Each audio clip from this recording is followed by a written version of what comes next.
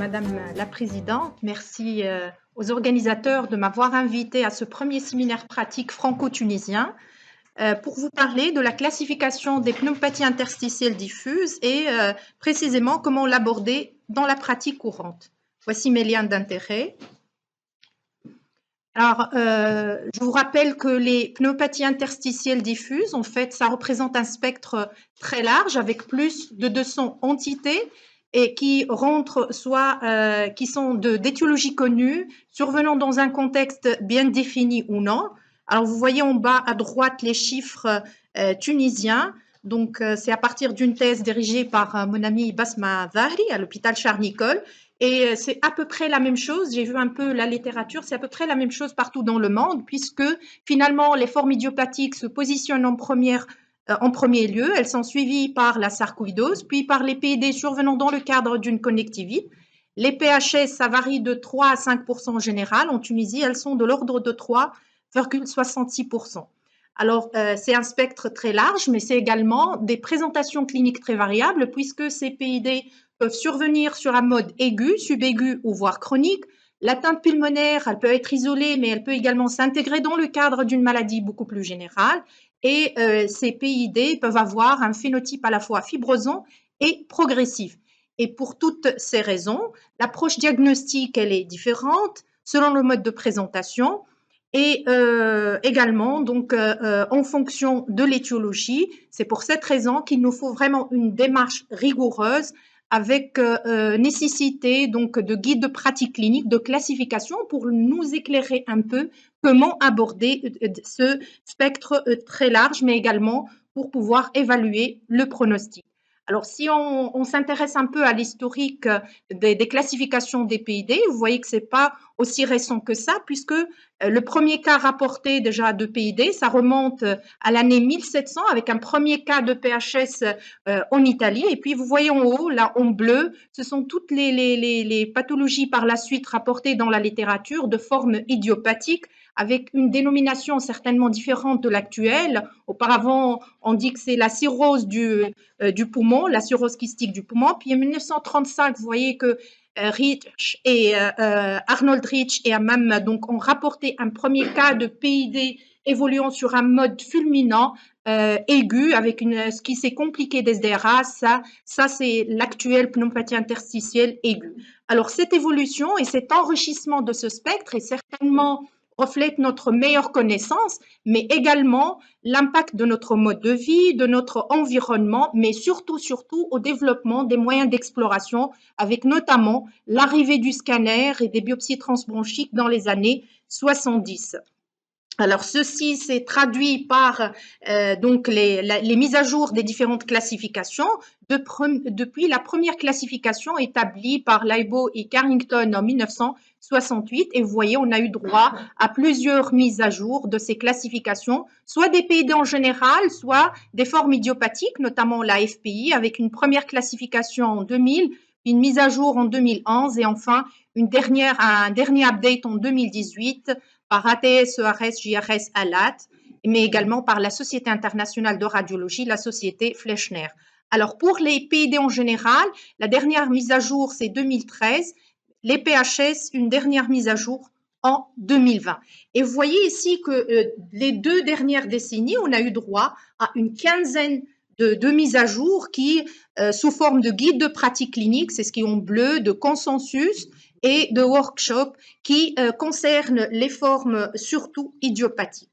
Alors, voici la première, en fait, classification des PID qui a permis, grâce à l'utilisation donc d'une définition précise des formes idiopathiques, notamment de la fibrose pulmonaire idiopathique, d'individualiser 4 groupes. Alors, le groupe prédominant, ce sont les PID de cause connue, auxquels on rattache également les PID survenant dans un contexte défini, c'est-à-dire les PID associés aux connectivites et aux vascularites. Ça représente à peu près 35% des cas.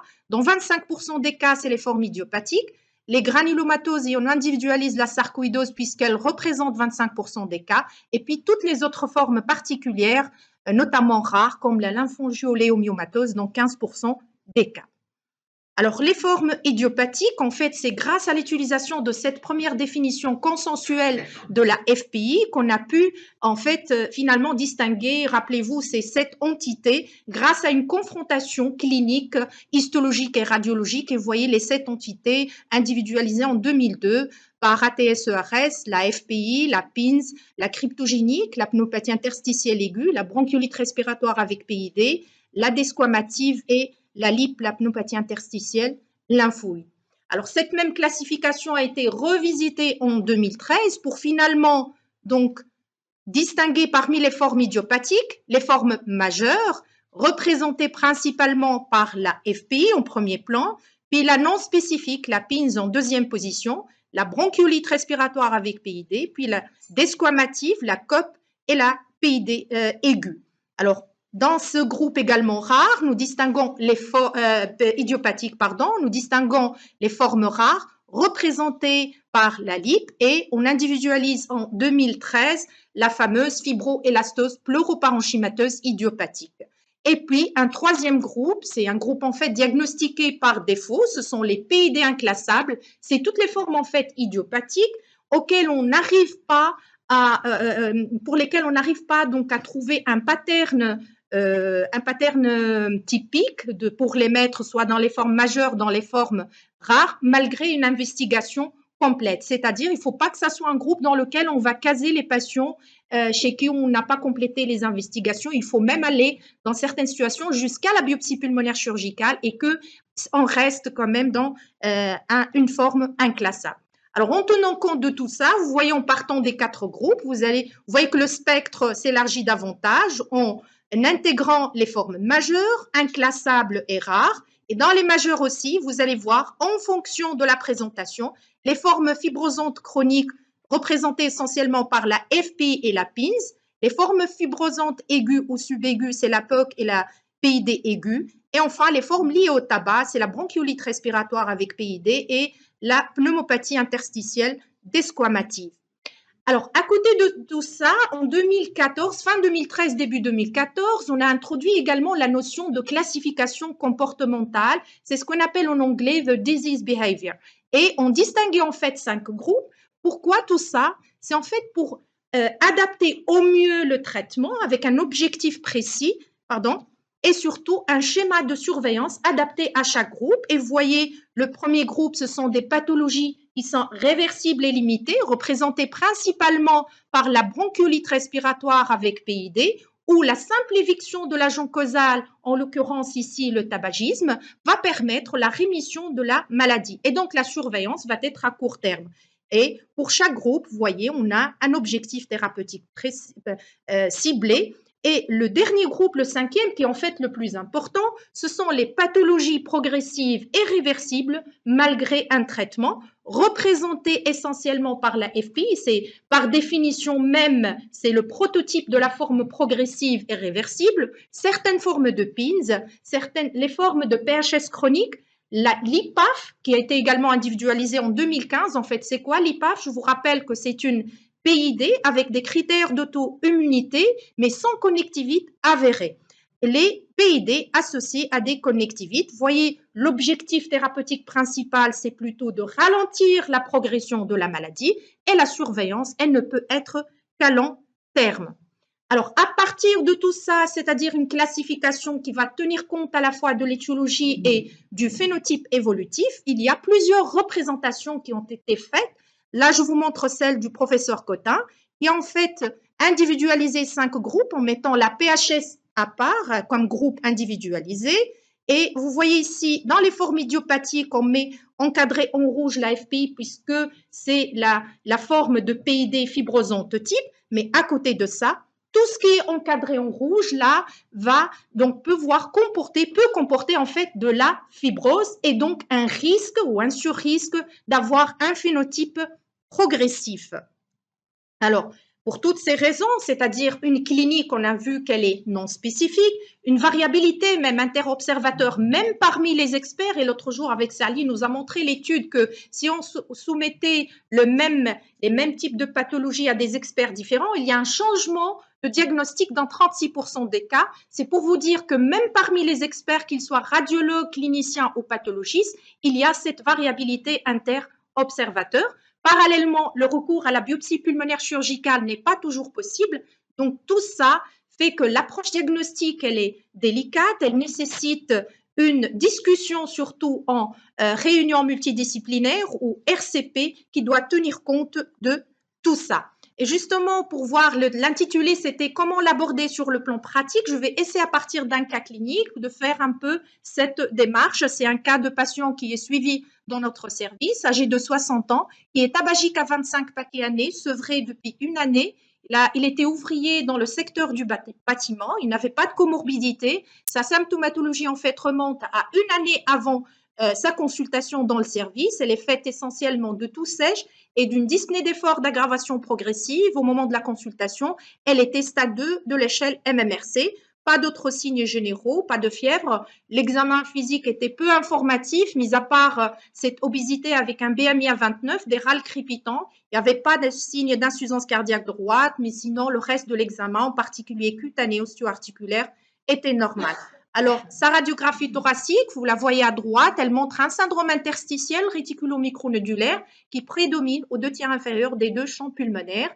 Gazométrie, donc une petite note d'hypocapnie, sinon elle est normale par ailleurs. La biologie de première intention était normale. Donc là, on est face à un syndrome interstitiel sans vraiment signe d'orientation étiologique. Et donc, si on reprend la classification, on peut se retrouver à l'un de ces groupes.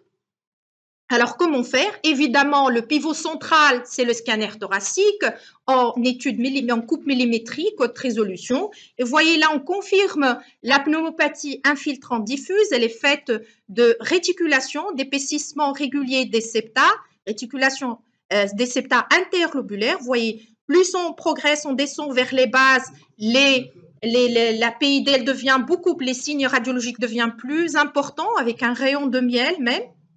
Donc là, c'est une PID fibrosante et vous voyez les signes de fibrose, les bronchectasies par traction. Ici, donc, le rayon de miel microkystique et puis très, très peu de verre dépoli dans les zones pathologiques. Donc, tout ça, ça définit une PID fibrosante avec un pattern scanographique du UP.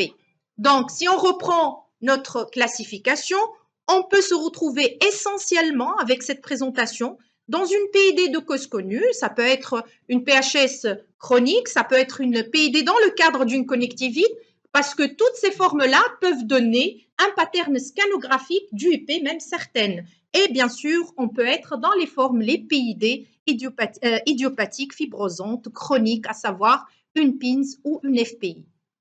Alors là, bien sûr, il faut rétrécir le spectre pour avoir un peu, pour essayer de retenir le diagnostic. À l'interrogatoire, donc pas d'exposition à un antigène organique ou non organique d'origine professionnelle ou domestique. Alors bien que le lavage n'était pas vraiment indiqué, mais ce monsieur a eu un lavage qui a montré une cellularité normale avec une formule cellulaire qui montre une discrète polynucléose neutrophile à 10%. Le bilan immunologique en pratique de première intention, à savoir les anticorps antinucléaires, facteurs rhumatoïdes, anti-CCP, était négatif. Alors, sur le plan fonctionnel respiratoire, un trouble ventilatoire restrictif qui est quand même assez sévère, avec une CVF à 63%, une CPT à 60%, une atteinte de l'échangeur alvéolo-capillaire avec rapport DLCO sur V à 47%, une distance de marche de 6 minutes à 68% de la valeur théorique et une légère désaturation à l'effort. Et donc, je pense là, rien que l'interrogatoire, on peut éliminer ce premier cas de figure. On n'est pas dans le cadre d'un contexte connu ou d'un contexte défini de vascularite ou de connectivite. Et là, on est plutôt dans le cadre des PID fibrosantes chroniques majeures, principalement FPI ou PINS.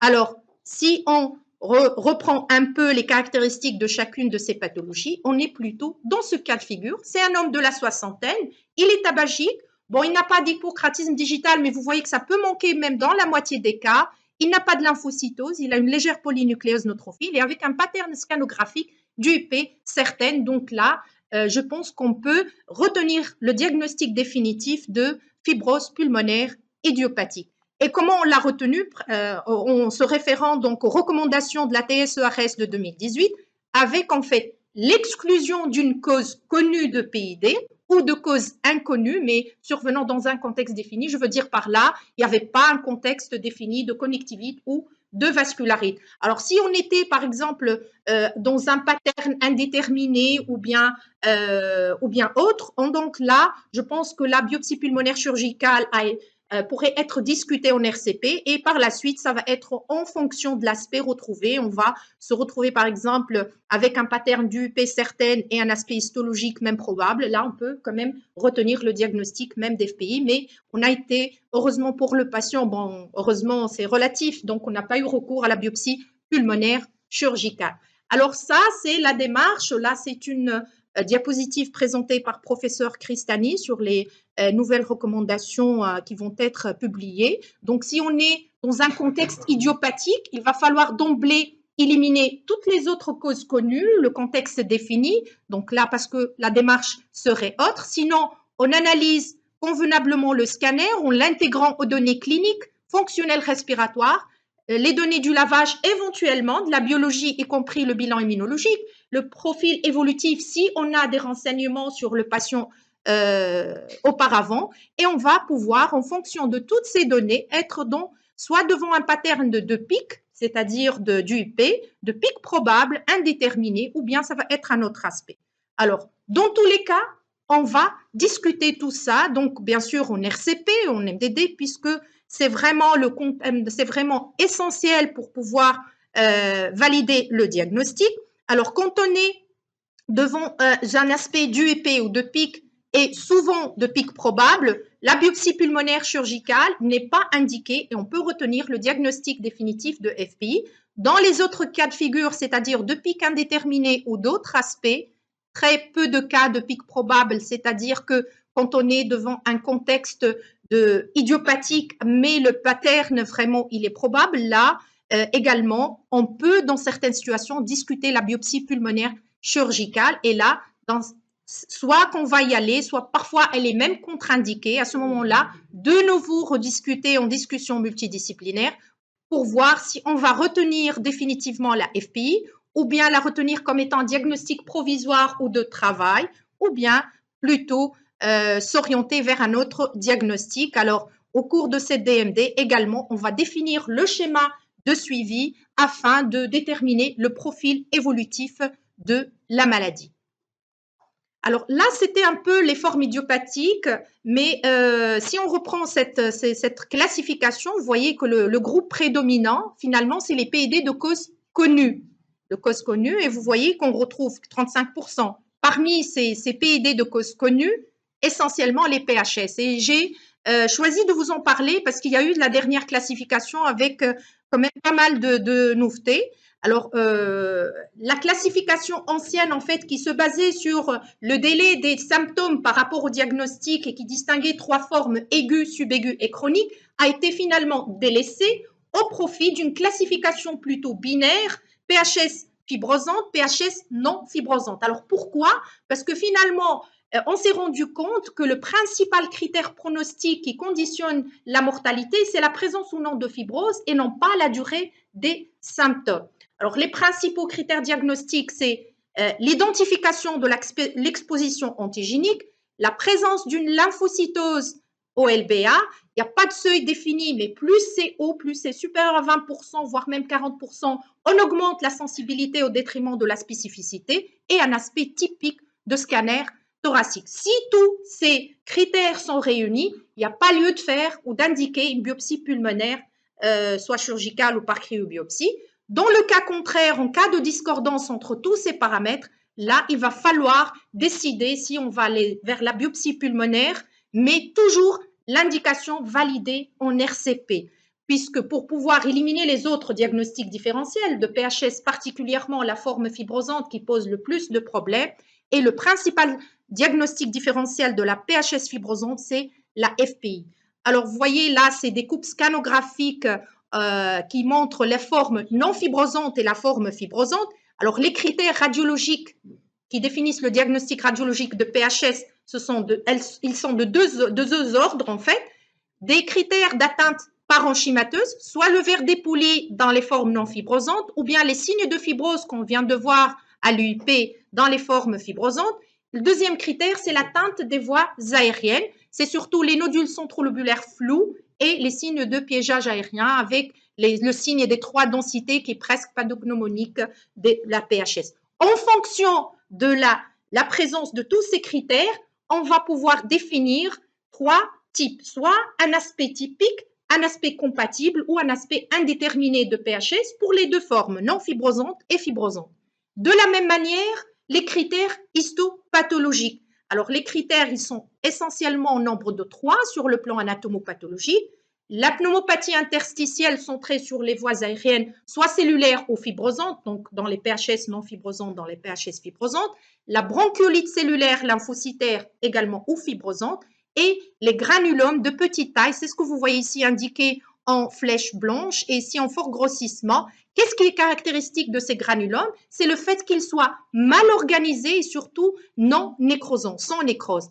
Alors, un autre critère essentiel, c'est le fait d'éliminer l'absence de critères histologiques évoquant un autre diagnostic alternatif. Et de la même manière que le scanner, en fonction de la combinaison de ces critères, on va être devant un aspect histopathologique soit typique, soit compatible, soit indéterminé de PHS. En tout cas, sur le plan pratique, comment on va aborder tout ça? Alors, dès qu'on a une suspicion de PHS, donc analyser le scanner pour dire si un aspect typique, compatible ou indéterminé, évaluer l'exposition antigénique par un interrogatoire, ne pas hésiter à adresser le malade en médecine de travail parce que les substances qui peuvent être incluses, c'est vraiment une liste non exhaustive avec plus de 600 éléments qui peuvent être incriminés. Donc, on peut s'aider. Il y a même des listes d'interrogatoires standardisées. On peut essayer de le faire. Et surtout, la présence d'IgG spécifiques, c'est ce qu'on appelait les précipitines. Le lavage également, il est capital pour mettre en évidence cette lymphocytose.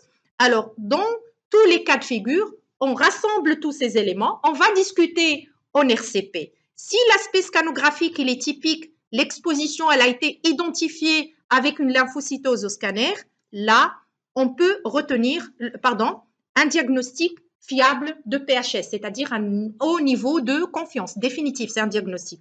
Dans les autres cas de figure, c'est-à-dire on a une discordance entre tous ces éléments, la lymphocytose, soit que la lymphocytose n'est pas là, soit que l'aspect radiologique n'est pas typique, soit l'histopathologie également n'est pas typique, là, il va falloir discuter l'indication d'une biopsie pulmonaire et actuellement, il est recommandé d'abord de faire la biopsie transbronchique par cryobiopsie si elle est disponible parce qu'elle est moins invasive. Et puis, si on n'a pas cette possibilité ou si le résultat est négatif malgré la biopsie par cryobiopsie, là, à ce moment-là, on peut passer à la biopsie chirurgicale. Et de nouveau, selon ce qu'on va trouver, bien sûr, en histologie, on va soit vers un diagnostic fiable, soit on va vers des diagnostics de PHS avec des niveaux de confiance élevés.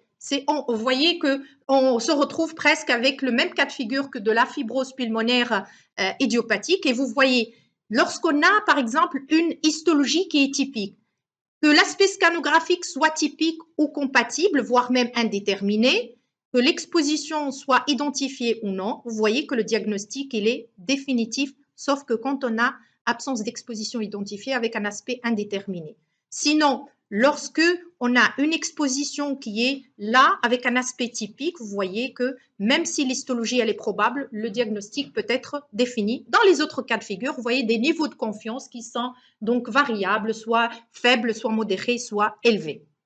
Alors là, c'était des aspects un peu typiques, forme idiopathique, forme la PHS, mais de manière générale, quelle que soit l'étiologie, on va presque les aborder de la même manière. C'est-à-dire, il faut, dès qu'on suspecte une PID, rassembler tous les éléments cliniques, scanographiques, fonctionnels respiratoires, la biologie avec un bilan immunologique qui va soit du standard jusqu'au cas par cas, donc il est plus ou moins donc variable, éventuellement les données du lavage, et puis discuter tous ces éléments en réunion multidisciplinaire. Et au cours de cette réunion, soit en fonction de ces éléments, on va retenir un diagnostic de manière certaine, un diagnostic définitif, soit plusieurs alternatives diagnostiques ou un diagnostic de travail, ou on peut rester dans les formes inclassables.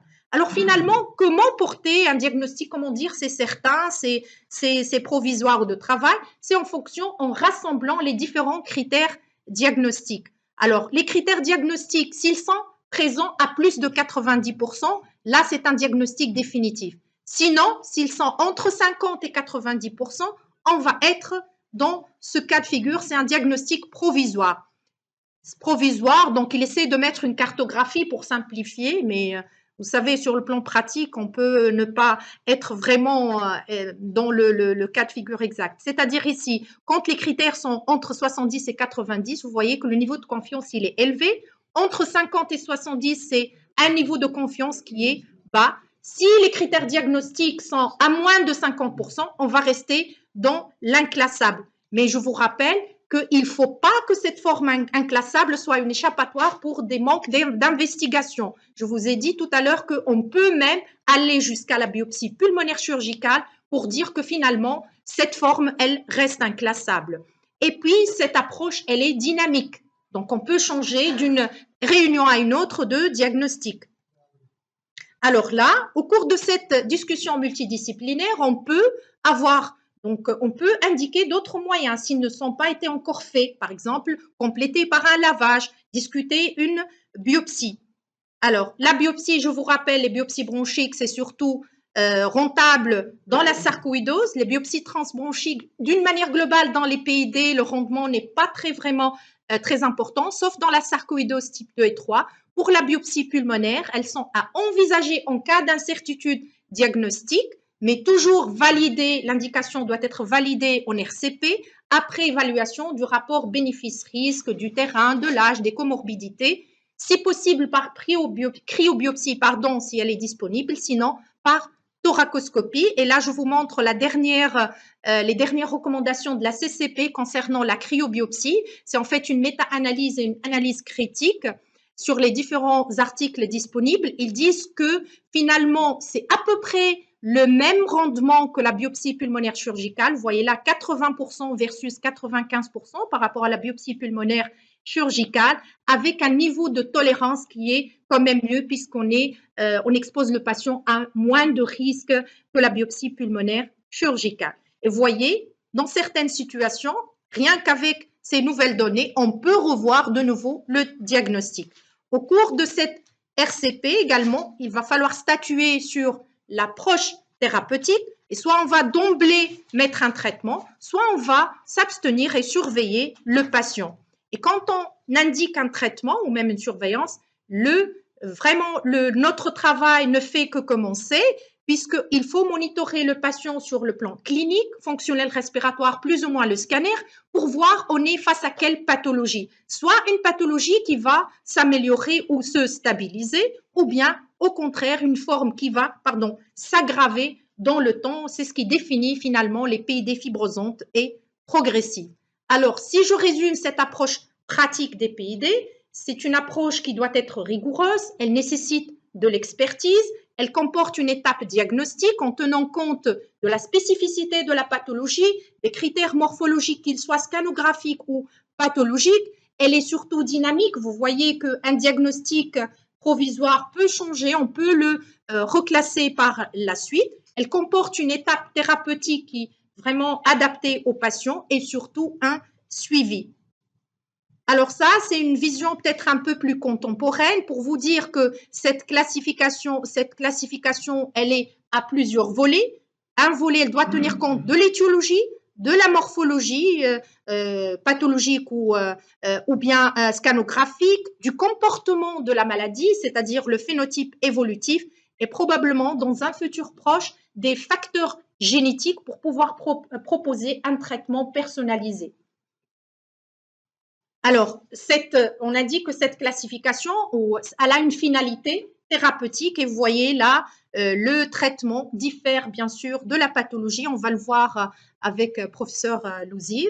Donc, vous voyez que autant pour l'AFPI, on va pouvoir proposer d'emblée un traitement antifibrosant. Pour les autres formes, en dehors de la PHS ou une éviction antigénique, elle peut arranger les choses. Dans toutes les autres PID, c'est généralement un traitement immunomodulateur, souvent d'abord des corticoïdes, puis des immunosuppresseurs avec un choix variable en fonction de la pathologie, toujours discuté en DMD et bien sûr un suivi pour savoir si le patient va s'améliorer, se stabiliser, au contraire, il va s'aggraver. À ce moment-là, reconsidérer le traitement en cas d'aggravation, en particulier proposer un traitement antifibrosant sans bien sûr oublier le traitement non pharmacologique.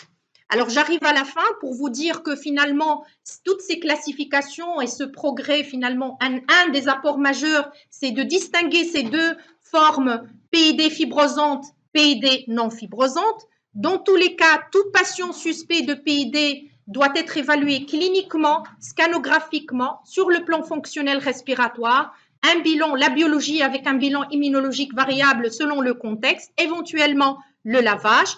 Tout ça doit être discuté en DMD. Actuellement, on considère que cette DMD est le gold standard du diagnostic des PID. Elle va pouvoir également nous permettre d'évaluer plus ou moins le pronostic et pourquoi pas prédire la réponse au traitement, et on plutôt s'oriente vers une approche à plusieurs volets, tenir compte de plusieurs marqueurs biologiques, notamment les marqueurs plutôt génétiques. Et je vous remercie pour votre attention.